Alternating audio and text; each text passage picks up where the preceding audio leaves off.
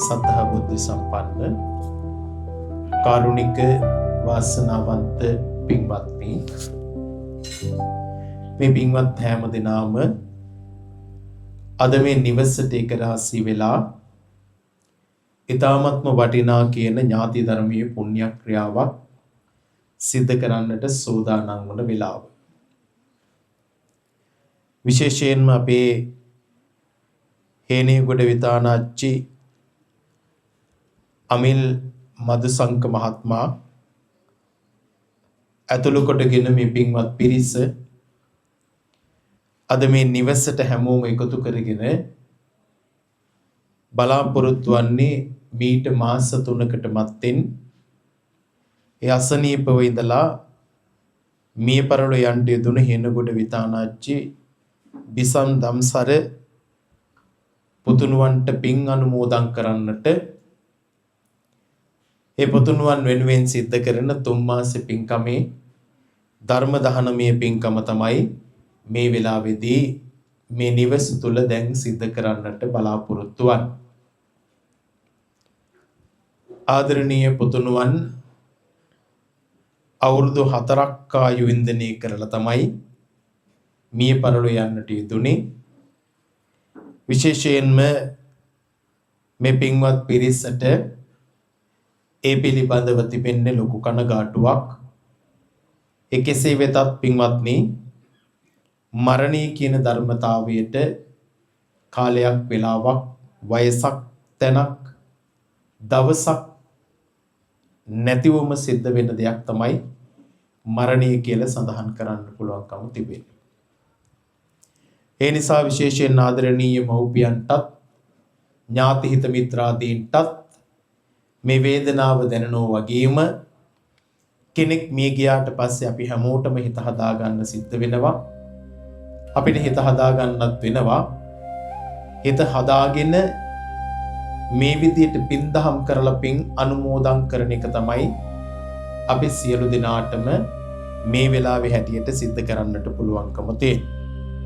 පන්සලේ හාමුදුරුවෝ විශේෂයෙන් අපේ අමිල් මහත්මයාගේ ආරාධනාව මත මේ ආරාධනාව මට සිද්ධ කළා. ඒ නිසා මේ වෙලාවේ අපි ඒ පුතුණුවන්ගේ ආයිති භවයේ සූපත් වෙත්වා, මෙවන් නකල් මරණවලටපත් නොවේවා, සසර කෙලවර උතුම් නිවනින් සැනසීම සාක්ෂාත් කර ගැනීමට මේ පින්කමද පාරමිතා ධර්මයක් වේවා කියලා අපි සාදු කියලා මේ වෙලාවේ පුතුණුවන්ට පින් අනුමෝදන් කරමු. පින්වත්නි, අපි මරණය කියන ධර්මතාවය අපි හැමෝම අවබෝධ කරගත යුතු ධර්මතාවයක් වගේම අපි හැමෝටම එන එකක්.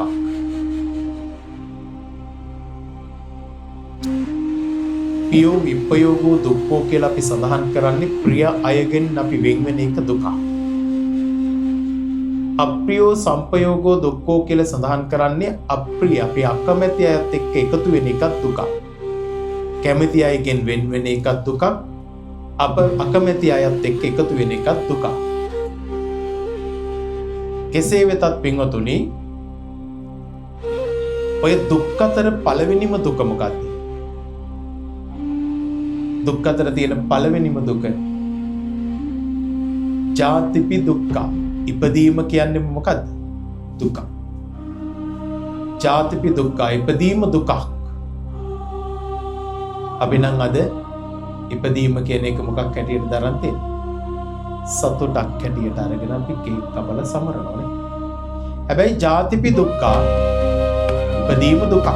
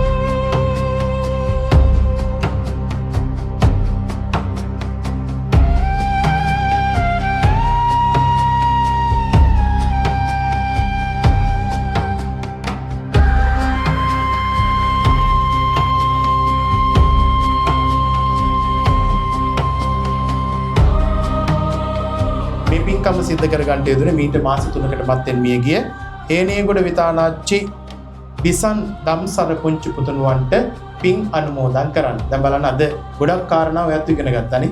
මේ කුසලය මේ දරුවට අයිති වෙනවා. ඒ පින මේ දරුවට අයිති වෙනවනේ. ඒක නිසා අපි මේ වෙලාවේ ඒ බිසන් දම්සර පුතුණුවන් සිහිපත් කරලා මේ ධර්මානුශාසනාව සිදු කිරීමේ ආනිසංස බලය ඔහුගේ ආයිති භවයේ සූපත් කර ගැනීමට පරලොව සූපත් කර ගැනීමට හේතු වාසනා වේවා කියන ප්‍රාර්ථනාව හදවතේ ඇති කරගෙන වැම් වාජනේ අරගෙන ඉදං මේ ඥාතීනං හෝතු සුඛිතා හොන්තු ඥාතෝ කියන ගාථාව කියලා පෑන් වඩලා පින් අනුමෝදන් කරමු. ගාථාව කියන අනිත් ඇත්තම තමන් නමින් මේ ඥාතිවරුන්ට පින් අනුමෝදන් කරමු. යතාවාරි මහා පූරා පරිපූර්ණන්ති සාගරං ඒව මේවයි තෝරින්නම් වේතානං උපකප්පති ආයුරාරෝග්‍ය සංපත්ති සග්ග සංපත්ති මේව චතෝ නිබ්බාන සංපත්ති හිමිනාතේ සමිච්ඡතු. හොඳයි ලෝකයේ ශාසනය අපව ආරක්ෂා කරන්නව ශ්‍රී රිෂ්ඨ දෙවි දේවතාන් වහන්සේලාද මේ පින් අනුමෝදන් වෙත්වා මේ සියලු කුසලානිසංස වල ආනිසංස බලෙන් හැමදෙනාම ආරක්ෂා කරගනිත්වා දෙවියෝත බෙත බෝධික නිර්වාණ සම්පත්තිය ළඟා කරගනිත්වා කියලා සාදු කියන දෙවියන්ට පින් අනුමෝදන් කරන්න. අවසාන වශයෙන් කල්පනා කරගන්න සද්ධර්මයේ ශ්‍රවණය කරපු සෑම ශ්‍රී දිනාටම රත්නත්‍රි ආශිර්වාදයේ සැලසේවා. විහාරස්ථානයේ ගරුකට යුතු නායක හම්දුරන් වහන්සේටත් ඒ වගේම විශේෂයෙන් අපේ අක්කා අයියා ඇතුළු කොටගෙන මේ ඒ පවුල් වල සෑම ශ්‍රී දිනාටම රත්නත්‍රි ආශිර්වාදයේ සැලසේවා. ආයුරාෝග්‍ය සැප සම්පත්තිය වර්ධනය වේවා. උතුම් නිවනින් සැනසීම ළඟා කරගනිත්වා කියලා සාදු කියලා අපි ප්‍රාර්ථනා කරමු. පිනි බින්දු සොඳයි යවුවට නොමදිනේ නම් දේදුනු සොඳයි සුදිනීලා නොමකේ නම් මල් පෙති හොඳයි පරවි බිම නොවටේ නම් ඉපතුම මොට්ටද කවදා හරි මිය යානම් ඉරමල සොඳයි ඉරගල තුල වැටෙන තුරු සඳ මල සොඳයි පායාලා දිලෙන තුරු හදවත හොඳයි ඉවසාලා සිටින තුරු සෙනෙහස හොඳයි විඳගත්ොත් මියන තුරු සිතේ සිත වටට ආදරෙන් සරසා මලේ මල් රුවට වැහැපන් මල් වරුසා සිතේ රේනුවෙන් හදවත් විල ගවසා හමුවෙමු අපි නැවත සැනහෙන්නට නොලසා හමුවෙමු අපි නැවත සැනහෙන්නට නොලසා ආකාසට්ටා චුම්මට්ටා දේවානාගා මහිත්‍තිකා පුඤ්ඤන්තං අනුමෝදිත්වා චිරං රක්칸තු ලෝක සාසනං ආකාසට්ටා චුම්මට්ටා දේවානාගා මහිත්‍තිකා පුඤ්ඤන්තං අනුමෝදිත්වා චිරං රක්칸තු දේශනං ආකාසට්ටා චුම්මට්ටා දේවානාගා මහිත්‍තිකා පුඤ්ඤන්තං අනුමෝදිත්වා චිරං රක්칸තු තං සදා අභිවාදන සීලිස්ස නිච්ඡං උද්ධාපචායිනෝ චත්තාරෝ ධම්මා වඩ්ඩන්ති ආයුවන්නෝ සුඛං බලං ආයුරාෝග්‍ය සංපත්ති සග්ග සංපත්ති මේවච අතෝ නිබ්බාන සංපත්ති මිනාතේ සමිච්ඡතු. හැම දිනාටම තෙරුවන් සරණයි.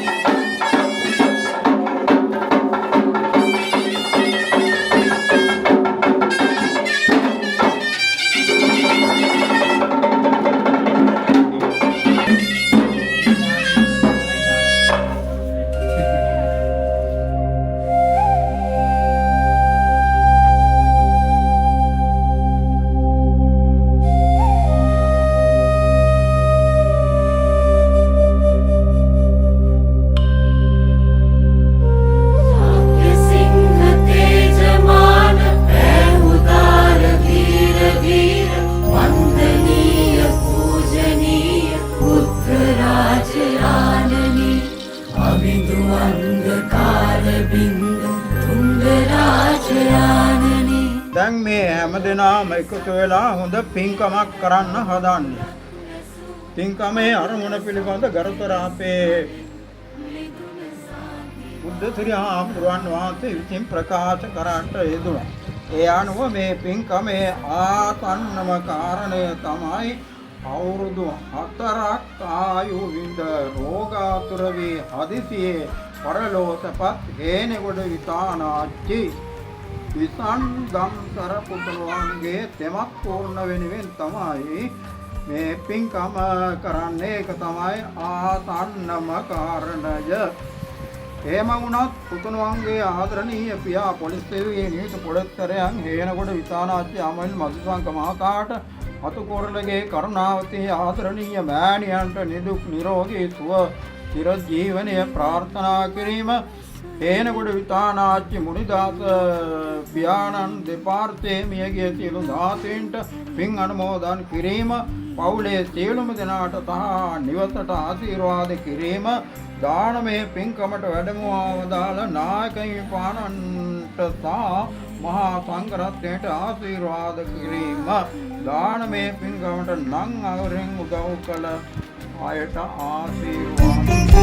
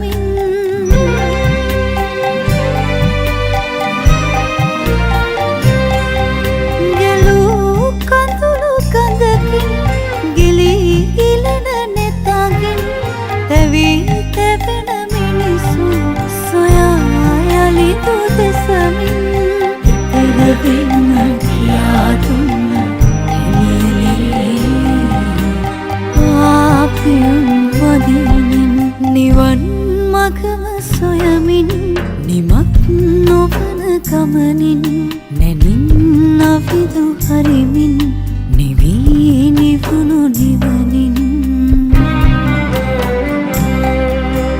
එතරවෙන්න කියා දුන්න එළියලේ පාපියුම් වදින වෙලාවකදී වැදගත් වෙන්නේ හිත ගැටෙන්නට නොදී මේව තේරුම් අරගෙන බුද්ධිමත්ව ක්‍රියා කරමින් ජීවිතේ විවිධ ප්‍රශ්න එන්න පුළුවන් අපේ ජීවිතේට. විවිධ බාධාවන් එන්න පුළුවන් අපේ ජීවිතේට. ඒක තමයි ජීවිතය කියලා කියන්නේ. ඒ හැම දෙයකටම අපට මුහුණ දෙන්න පුළුවන් නම් ආන්ගේ මුහුණ දේව තමයි බුද්ධ දේශනාව විශේෂයෙන්ම අවධාරණය කරලා තිබෙන්නේ. ලෝකේ ලාභ අලාභ ආයස යස නිന്ദා ප්‍රශංසා දුක සැප මේ අටලෝ දහමට මමත් ඔබත් අඩු වැඩි වශයෙන් මුහුණ පාන. ඒක තමයි ස්වභාවය. ඒවාට මුහුණ දෙමින් මධ්‍යස්ථ භාවයට පත් වෙමින් කාට හරි ක්‍රියා කරන්න පුළුවන් නම් කෘතඥ වෙච්ච සත්වයාට බුදුන් වහන්සේ මේ ප්‍රායෝගික බුදුදහම කියලා අපට පෙන්වුවේ අන්නේ කාරණාව.